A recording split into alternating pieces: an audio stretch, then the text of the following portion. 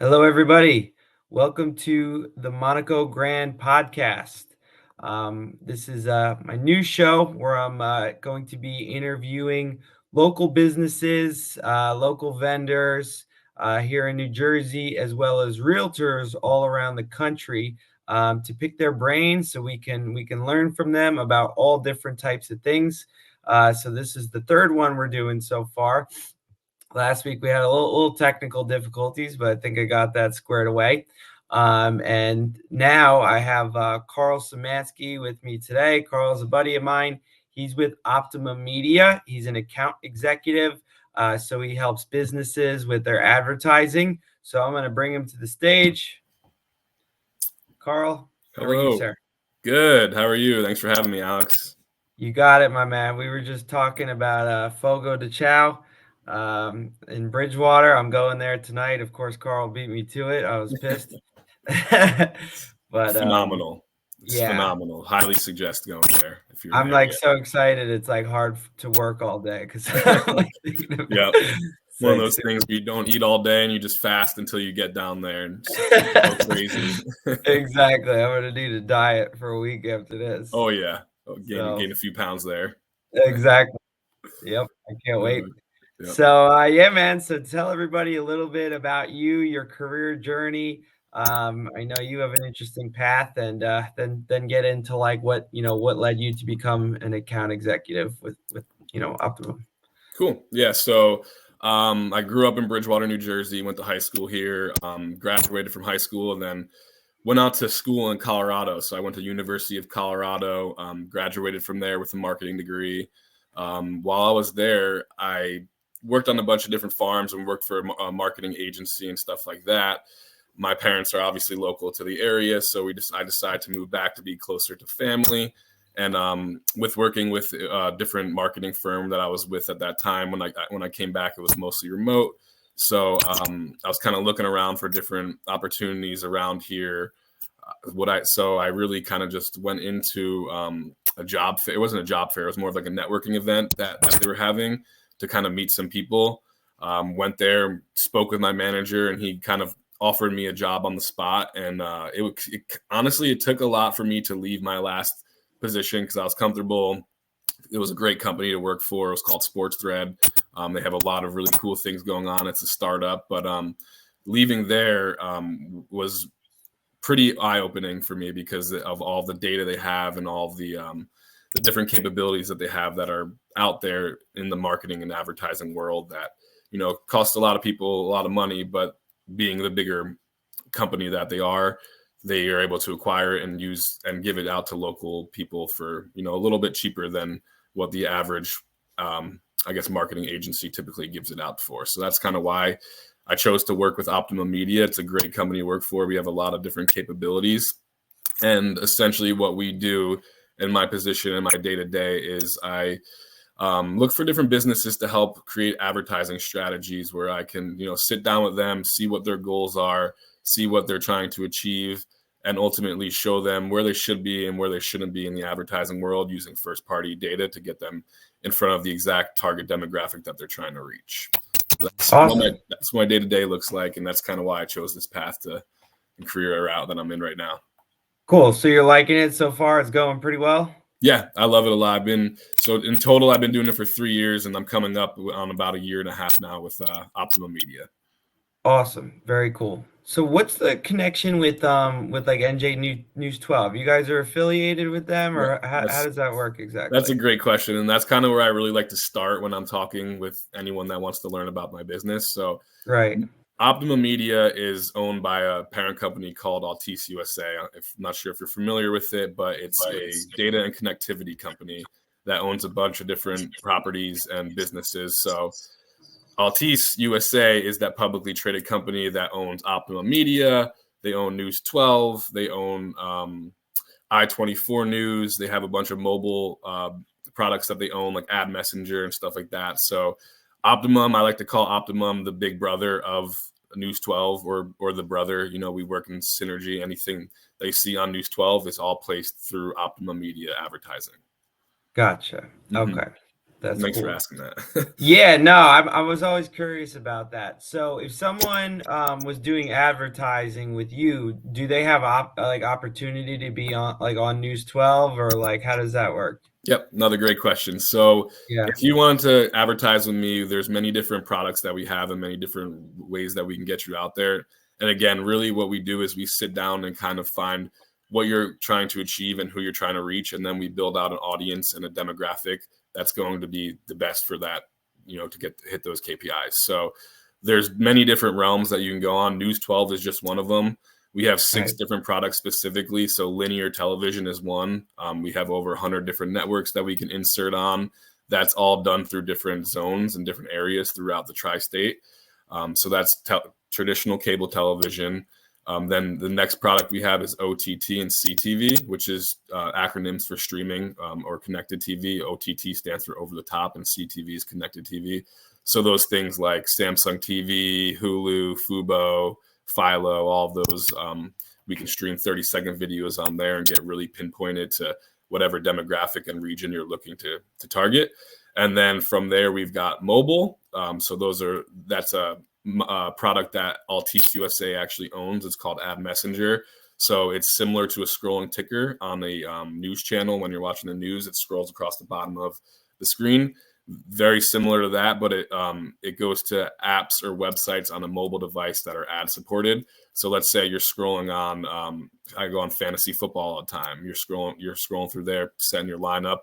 You'll see a ad messenger pop up at the bottom with 160 characters explaining whatever you guys wanted to explain or whatever you're trying to achieve with that, and then it brings them directly to your website. We have YouTube video, pre-roll video, mid-roll, which is our 4th product, which is online. That's all done digitally online. YouTube is the 2nd strongest search engine out there, right behind Google. right. So Behind Google. Yeah, it's extremely important if you're doing something very specific with search heavy. We like to use YouTube. And then from there, we've got our social media. That's the biggest trending thing right now is everyone's doing social media.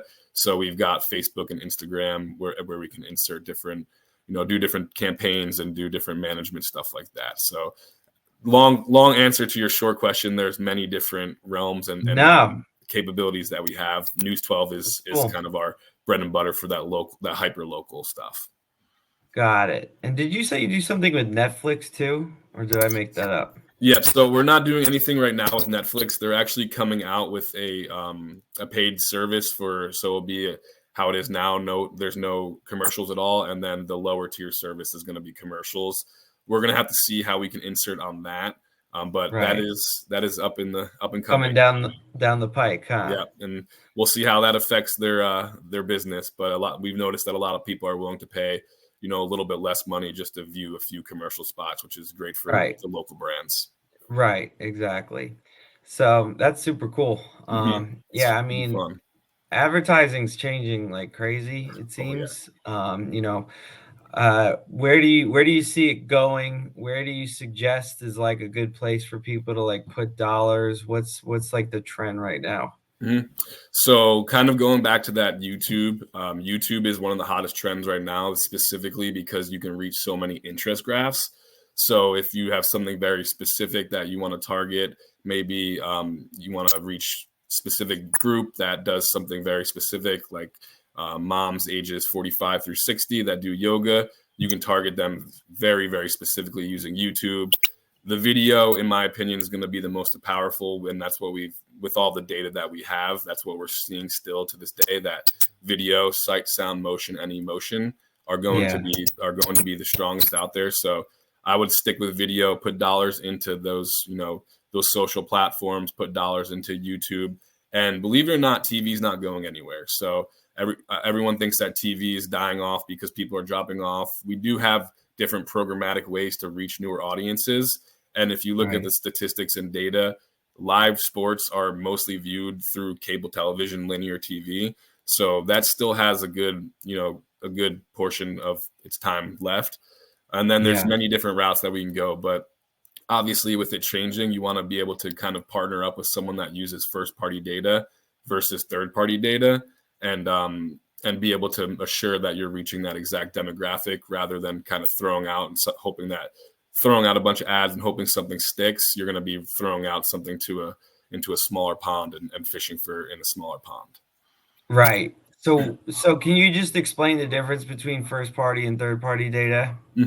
So the easiest way to explain that is I'll use an analogy for me. So first party is own data. So that's when someone either signs up for your email list, or Okay. Optimum being the Wi-Fi, mobile, and internet. So it's Wi-Fi, mobile, and then I'm blanking on what else we carry, but we have another connectivity aspect to it.